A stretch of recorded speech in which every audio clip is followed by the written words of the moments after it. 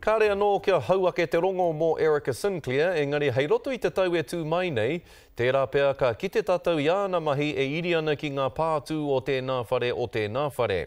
I kōrero motuhake mai ia ki te karere, I mui tana haere ki tā wāhi. Kua rangatira te wahine nei e tōna kāmera, heoi me pēhea hoki. This is what I want to do, is take photos of everything Māori pretty much.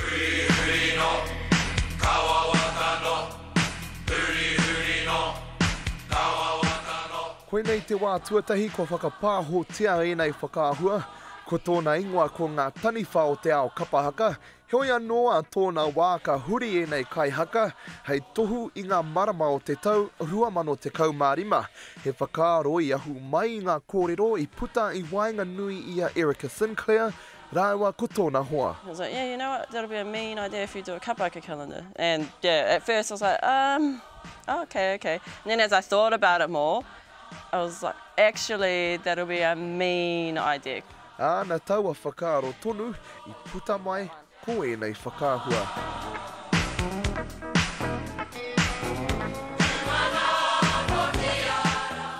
I'm pretty sure everyone expects me to bowl up with all these lights and stuff.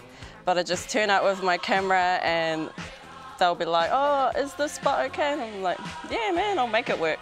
Ko te tūmanako mā ngā whakaahua ka tangohia e te kāmera nei, o tira te kai kāmera tonu, e whakatena I te hunga e ara mai nei.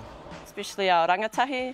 I think in kapahaka you can gain some pretty good life skills, like people that do it they've got integrity, they're passionate, and who better to inspire our people than our own. He whakatairanga hoki I ngā reka o te ahurea Māori. Yeah, I just wanted to celebrate people that do kapahaka because, you know, there's a lot of mahi that goes into it. It's real hard work, it takes up a lot of time. I just think it's a really cool aspect of our culture and I want to show that off to people. Hei te otinga o te noema e manako nui ana ka tāngia e nei kanohi rongo nui ki tēnei maramataka kapahaka. Perewihongi, te karere.